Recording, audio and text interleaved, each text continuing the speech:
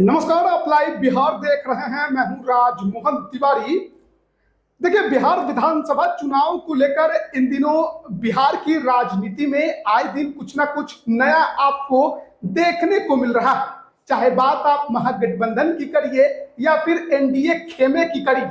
महागठबंधन में सीटों के बंटवारे को लेकर चर्चा शुरू हो चुकी है। दो दौरे की बैठक भी हो चुकी। पहला बैठक राजद कार्यालय में, दूसरा बैठक कांग्रेस के सदाकत आश्रम में।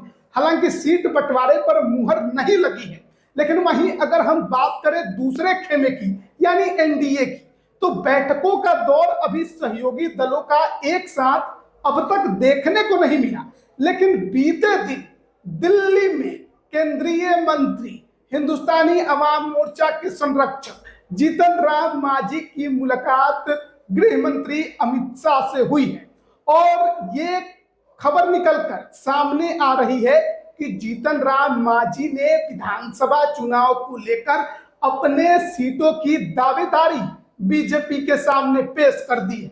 जिस तरीके से अभी तक बातचीत आगे नहीं बढ़ रही थी, तो मांझी जी को काफी चिंता होने लगा था और विधानसभा में कोई चूक ना रह जाए, कोई कसर ना छूट जाए, कहीं कुछ गलती ना हो जाए, इसलिए जल्द से जल्द चाहते हैं कि एनडीए उनके सीटों पर हरी झंडी दे दे, उनको सीट चयन करके बता दे, उनकी दावेदारी को सुन ले, ताकि राह आसान हो और वो अपने कैंडिडेट को हरी झंडी दे सके। जीतन राम मांझी और अमित शाह के मुलाकात में एनडीए के अंदर सीटों को लेकर बातचीत हुई है। कई सीटों पर सहमति भी बनी, ऐसी खबर निकलकर सामने आ रही है। तो कितनी सीटें एनडीए मांझी जी को देने जा रहा है, कौन कौन सी सीटें, क्या पुरानी सीटें जो 2020 में थी वही मिलेंगी, बदलाव होगा, कुछ नया होगा, क्या कुछ होगा, बेहतर तरीके से समझेंगे। हमारे साथ राजनीतिक विश्लेषक राय प्रतीक मौजूद है। तो क्या खबर है अमित शाह और जीतन राम मांझी की मुलाकात? नमस्कार तिवारी जी। बिहार में सियासी तापमान धीरे धीरे बढ़ने लगा है। बिल्कुल चुनावी, बिल्कुल बिल्कुल। और मगध का सियासी बुखार जो है वो उसका अलग ही बयान चल रहा है पिछले लोकसभा चुनाव से। बिल्कुल बिल्कुल। और ये जो अभी मांझी जी की जो हाल में मुलाकात हुई अमित शाह जी से, तो तरह तरह के कयास मीडिया में आ रहे हैं सीटों के। सबसे पहले मांझी जी के सीटों को, मतलब अभी तो चूंकि गठबंधन की बैठक नहीं हुई है, लेकिन मांझी जी को एक जो है उनको संकेत जो है दे दिया गया है। कुछ सीटों पर मांझी जी ने अपना डिमांड रखा है। एक्चुअल में जो मांझी जी की जो मुलाकात थी, कहने को तो राष्ट्र के कुछ मुद्दों को लेकर मुलाकात थी, लेकिन वहां और वास्तविक रूप से वो राजनीतिक मुलाकात थी। सीटों के लेके, अपने डिमांड को लेके, अपने कार्यकर्ताओं के विचार को लेके, मांग को लेके वो मिले हुए थे। और छोटी छोटी पार्टियां हैं तिवारी जी, जैसे उपेंद्र कुशवाहा की पार्टियां हैं, जीतन राम मांझी जी की पार्टियां हैं एनडीए गठबंधन में, इनके भी कार्यकर्ता होते हैं ना। बड़ी पार्टी है, लोग मेहनत करते हैं। अब 2-4 सीट पे ही लड़ना हो तो ये तो कभी भी कहीं भी चले जाएंगे। मांझी जी का परिवार ये तो 2-4 सीट टिकट दिलाने के लिए उन्होंने पार्टी बनाई है, अपना पार्टी है, सिंबल है, तो वो ऑब्वियसली वो चाहेंगे कि हमें दहाई के आंकड़े में सीट मिले, ज्यादा से ज्यादा वो हर पार्टी चाहे। बिल्कुल। अब दहाई सीटों का डिमांड मांझी जी के भी 12 है, 15 सीटों का, लेकिन उतनी सीटें मिलती है नहीं मिलती है देखने वाली बात होगी। पहले जो है उनको 7 सीटें दी गई थी। पहले भी जीतन राम मांझी जो है एनडीए गठबंधन का हिस्सा थे। हालांकि 2020 के चुनाव में ये महागठबंधन के हिस्सा थे, छोड़कर एनडीए में आए। बिल्कुल बिल्कुल। और इनको 7 सीटें दी गई, जेडीयू ने अपने कोटे से दी। बिल्कुल, चुनाव लड़ने के लिए। और स्ट्राइक रेट काफी बेहतर रहा। साथ में 4 सीटें ये जीतने में कामयाब भी हुए। तो मांझी जी को 7 सीटों में तो कोई किंतु परंतु नहीं है। 7 सीटें मिलेंगी, 7 सीटें तो मिलेंगी। इनकी डिमांड ज्यादा है। अब नई पार्टियां भी आ गई हैं, चिराग भी आ गए हैं, कुशवाहा भी आ गए, तो घटने की थोड़ी सी चांसेस नहीं। मुकेश सहनी भी थे, वो चले गए, लेकिन और भी है ना। देखिए, कुछ होता है ना, छोटे दलों की भी महत्वाकांक्षी कार्यकर्ता होते हैं। अगर कुशवाहा की पार्टी को या मांझी जी की पार्टी को टिकट उस हिसाब से एक सम्मानजनक नहीं दिया जाएगा तो पार्टी ही नहीं रहेगा, पार्टी टूट जाएगा। तो सब कुछ देखना पड़ता है। जीतन राम मांझी की पार्टी में कार्यकर्ता कितने को टिकट मिलता है? नहीं, बिल्कुल। देखिए, यही तो बात है ना, परिवार के बाद कार्यकर्ता को भी तो चाहेंगे। और ये जो अभी मगध और शाहाबाद का जो परिणाम हुआ है, 2020 का विधानसभा हो, 2024 का लोकसभा हो, जो वहां का जो सियासी मतलब जो बदलाव आया है, कुछ ना कुछ इसमें क्या हुआ है कि मगध के क्षेत्र में जीतन राम मांझी जी का और शाहाबाद के क्षेत्र में उपेंद्र कुशवाहा जी का महत्व थोड़ा एनडीए के भीतर बढ़ गया है। ऐसे क्षेत्रों में, मगध और शाहाबाद के क्षेत्रों में मांझी जी, हम पार्टी और उपेंद्र कुशवाहा की पार्टी को सीट दी जा सकती है, अच्छी, मतलब जो जेन्युइन है, जो वाजिब सीटें हैं वो उनको दी जा सकती है। तो मांझी जी को 7 सीटें पिछली बार मिली थी, 4 सीटों को चुनाव जीतने में कामयाब रहे थे, स्ट्राइक रेट काफी बेहतर रहा था।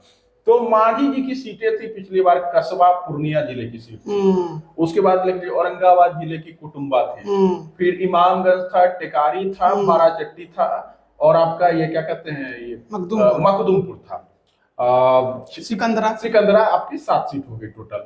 तो 7 सीटें हैं, लेकिन पिछले बार की सीटों में थोड़ा सा बदलाव है। कसबा की सीट से भले दावेदारी हो रही है, लेकिन कसबा की सीट अभी तय 7 सीटों से बाहर है। अच्छा, कसबा की सीट को मांझी जी ने या पार्टी के भीतर जो है दूसरी प्रायोरिटी पे रखा गया है। पूर्णिया जिले की सीट है, मांझी जी के प्रभाव क्षेत्र से बाहर की सीट है। पहले जो हमारे प्रभाव क्षेत्र जो हमारा है, उसके अंदर हम अपने कार्यकर्ताओं को खुश कर सके।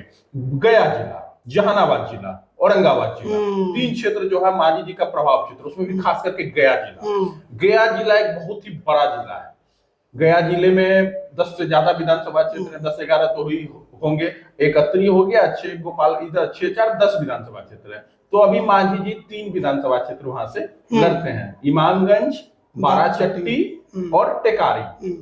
सुरक्षित सीट 3 है, एक बोधगया है, बोधगया में हर सीट रिजर्व सीट मांझी जी को नहीं दी जा सकती है। तो बोधगया सीट भाजपा से हरी मांझी है, लोजपा की भी दावेदारी वहां पे है, पासवानों की संख्या अच्छी खासी है।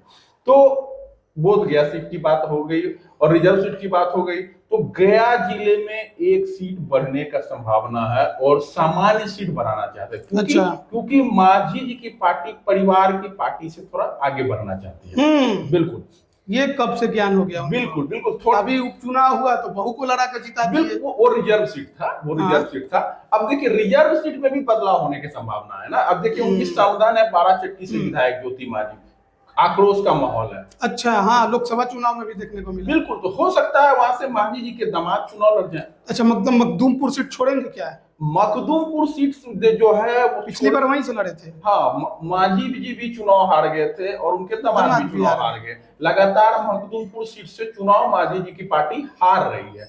तो मखदूमपुर सीट जो है छोड़ने की बात जो है पार्टी के भीतर और एनडीए के भीतर लगभग तय हो चुकी है, और मखदूमपुर सीट जदयू कोटे में जा सकती है। अच्छा, लेकिन मांझी जी की नजर वहां भी है। मांझी जी चाहते हैं अगर जेडीयू चुनाव लड़े मखदूमपुर, तो हमारे ही परिवार के किसी सदस्य को जेडीयू सिंबल पे एडजस्ट कर दिया जाए। अच्छा, मांझी जी की नजर मखदूमपुर पे, वो छोड़ना चाह रहे हैं मखदूमपुर, और मखदूमपुर के बदले वो जहानाबाद की कोई एक सामान्य सीट चुनना चाहते हैं।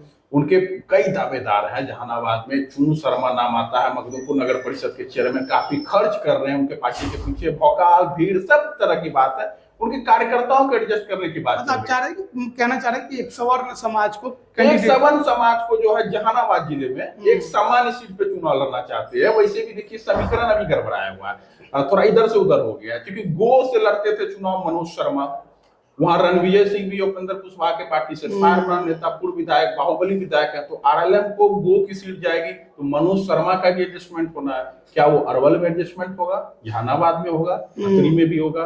अब जेडीयू है, लोजपा है, तरह तरह की बातें हैं। लेकिन जहानाबाद जिले में 3 विधानसभा सीट में 1 सीट मांझी जी की पार्टी लड़ती थी मखदूमपुर के बदले एक जनरल सीट जो है मिलने जा रहा है जहानाबाद या घोसी की संभावना ज्यादा है, क्योंकि राहुल शर्मा और जगदीश शर्मा को लेकर नए कयास हो रहे हैं, वो आरजेडी के प्रत्याशी हो सकते हैं घोसी से। तो घोसी में वैकेंसी है, 1 सीट घोसी हो सकता है, वहां से कोई सवर्ण जाति का उम्मीदवार होगा जिसकी पारंपरिक सीट वो रही है। और दूसरा अतरी में जो है कई कार्यकर्ता है उनके पास, सवर्ण कार्यकर्ता है, और अतरी का तो समीकरण आपको पता है परिसीमन के बाद क्या हुआ। तो मांझी जी की पार्टी को गया जिले में 1 सीट बढ़ने का संभावना है। कहा जा रहा है अतरी या शेरघाटी, लेकिन शेरघाटी में जदयू के विनोद प्रसाद यादव काफी सक्रिय हैं और शेरघाटी यादवों की सीट है, और मांझी जी को सवर्णों को लड़ा, सवर्णों में भी एक जाति विशेष को। तो अतरी की सीट एक नई सीट जो है वो मांझी जी के कोटे में आएगी, और टेकारी, बाराचट्टी, कुटुंबा, ये सब सीट उनके कोटे में रहेगी। और मांझी जी के दूसरे बेटे हो सकता है वो कुटुंबा से चुनाव लड़े। मांझी जी के दूसरे बेटे जो है इमामगंज से उनकी पुत्रवधू चुनाव लड़ रही है। बाराचट्टी से समधन है, माहौल थोड़ा गड़बड़ है, हो सकता है समधन की जगह पे दामाद चुनाव लड़ते हुए देख सकते हैं। सिकंदरा में प्रफुल्ल मांझी है, फिर घोसी हो जाएगा और अतरी हो जाएगा। तो ऐसी सीटें, ये 7 सीटें जो है ये मांझी जी की कंफर्म मानी जा रही है। मतलब आप ये कह रहे हैं कि कस्बा और मखदूमपुर 2 सीटें मांझी जी इस बार छोड़ना चाहते हैं? बिल्कुल नहीं, मखदूमपुर के बदले जहानाबाद में कोई सामान्य सीट हो सकता है कि मखदूमपुर सीट को लेकर नीतीश कुमार के अगर कोटे में जाएगी, जदयू कोटे में, तो वहां भी उनकी कोई डील हो गई। कस्बा की जगह अतरी या शेरघाटी? नहीं, गया जिले में बनाना चाहते हैं अतरी की सीट। शेरघाटी की सीट पे पेंच फंसा हुआ है, अतरी की सीट वो बनाना चाहते हैं। अतरी काफी मुफीद है समीकरण, वो जीतने वाली सीट है। वहां एससी वोटर 1 लाख के करीब है, मांझी वोटरों की बड़ी संख्या है अतरी और वजीरगंज में, तो वो अतरी की सीट चाहते हैं। तो अतरी सीट मांझी चाहिए। ये 7 सीट जीतन राम मांझी को हरी झंडी दे दी गई है। इसके अलावा मांझी जी अगर नाराज होते हैं तो हो सकता है कि 1 सीट बढ़ जाए, 8 हो जाए, 9 हो जाए या नहीं भी हो। इन 7 सीट, ये 7 सीट एक ही क्षेत्र के हैं, जहानाबाद, गया और औरंगाबाद की एक सीट कुटुंबा। इनके प्रभाव क्षेत्र की ही 7 सीटें इनको हरी झंडी दे दी गई है। वैसे पिछली बार लड़े थे कसबा की सीट, वो है वो कोसी के क्षेत्र में, दरभंगा के क्षेत्र में कुछ सीट रिजर्व सीटों की डिमांड कर रहे हैं, जैसे कुशेश्वर स्थान हो गया, मधेपुरा जिले की सिंहेश्वर की सीट है जो सुपौल लोकसभा क्षेत्र का आरक्षित सीट है। इन सब पे भी उनका डिमांड हो रहा है। डिमांड तो कई सारे, आरा की सीट मांग रहे हैं, जमालपुर की सीट मांग रहे हैं, नाथनगर सुल्तानगंज की सीट मांग रहे हैं। तो डिमांड बहुत ज्यादा, नवादा या इसवा की सीट मांग रहे हैं। लेकिन मांझी जी को उनके प्रभाव क्षेत्र में ही सीमित करके, और एक सीट जमुई में सिकंदरा प्रफुल्ल मांझी विधायक है। हाँ, सिकंदरा जो है वो प्रफुल्ल, वो पुरानी सीट है, वो भी क्षेत्र से ही लगा हुआ क्षेत्र है, जमुई का क्षेत्र है। तो मांझी जी को उनके प्रभाव क्षेत्र में ही रखने की बात हो रही है। 7 सीटों पे उनको हरी झंडी दे दी गई है। मखदूमपुर के बदले घोसी की सीट हो सकती है और गया जिले में एक सीट अतरी बढ़ सकता है और कसबा की सीट को ड्रॉप किया जा सकता है। अगर बढ़ेगा, अगर सीटें 7 से ज्यादा होगी तो हो सकता है कि कसबा की भी सीट हो जाए या कोई और नई सीट आ जाए। लेकिन 7 सीटों में कसबा शामिल नहीं है, 7 सीटों में अतरी और घोसी की सीट शामिल होते नजर आ रहे हैं। मखदूमपुर भी नहीं है। मखदूमपुर नहीं है, मखदूमपुर जदयू कोटे में जा सकता है और जदयू के अंदर में जीतन राम मांझी का एडजस्टमेंट हो जाए तो वो अलग बात है। देखना होगा कि क्या क्या कुछ होता है। लेकिन देखिए, एनडीए के अंदर अभी सीटों को लेकर कोई औपचारिक बैठक तमाम पार्टियों की नहीं हुई है। लेकिन पिछली बार जब संख्या कम थी एनडीए के अंदर, तब जीतन राम मांझी को जनता दल यूनाइटेड ने अपने 122 सीटों के कोटे में से 7 सीटें दी थी, जिसमें से 4 जीतने में वो कामयाब रहे। लेकिन इस बार जब लोकसभा का चुनाव हुआ तो ये देखा गया कि शाहबाद के क्षेत्र में, मगध के क्षेत्र में बड़ा नुकसान एनडीए को उठाना पड़ा है। और ऐसे में क्या जीतन राम मांझी का महत्व, उपेंद्र कुशवाहा का महत्व एनडीए में बढ़ने वाला है? क्या जीतन राम मांझी की सीटें बढ़ेंगी या उतने ही रहेंगी? सीटों में परिवर्तन की चर्चा ज्यादा चल रही है। देखिए, अब तो उपेंद्र कुशवाहा भी इस गठबंधन का हिस्सा हो चुके हैं और चिराग पासवान भी हिस्सा हो चुके हैं। चिराग पासवान की जो डिमांड है सीटों की, वो जाहिर तौर पर ज्यादा होगी कुशवाहा और मांझी के तुलना में। ऐसे में देखना होगा कि एनडीए किस प्रकार से समन्वय स्थापित कर पाती है। फिलहाल जीतन राम मांझी ने कई सीटों की डिमांड रख दी है, जिसमें से माना जा रहा है कि 7 सीटें तय हैं। जो पिछली बार चुनाव उन्होंने जिन सीटों पर लड़ा, उसमें से मखदूमपुर की जगह घोसी या जहानाबाद, या और फिर कस्बा की जगह अतरी या शेरघाटी की चर्चा ज्यादा हो रही है। तो देखना बड़ा दिलचस्प है कि जो खबरें निकलकर सामने आ रही हैं कितनी सच्चाई है, इसी पर मुहर लगता है। संख्या बढ़ती है या घट भी सकती है, कई तरह की चर्चा है। लेकिन फिलहाल एनडीए में सीटों को लेकर कोई औपचारिक बैठक नहीं। सूत्रों के हवाले से खबर मिल रही है। इन तमाम बातों को लेकर हम आप तक पहुंचे हैं कि क्या कुछ एनडीए के अंदर हो रहा है। अमित शाह और जीतन राम मांझी के मुलाकात में क्या कुछ हुआ है, जो खबर है, आप इस पर क्या राय रखते हैं कमेंट करके जरूर बताएं। एक बात याद रखिएगा, पिछली बार जब चुनाव हुआ था एनडीए की अगर बात करें, 110 सीटों पर बीजेपी लड़ी थी, 115 सीटों पर जनता दल यूनाइटेड लड़ी थी। अब इस बार 25 में क्या बड़ा परिवर्तन होगा? आपकी क्या राय है जरूर बताइएगा। आप सभी का बहुत बहुत धन्यवाद।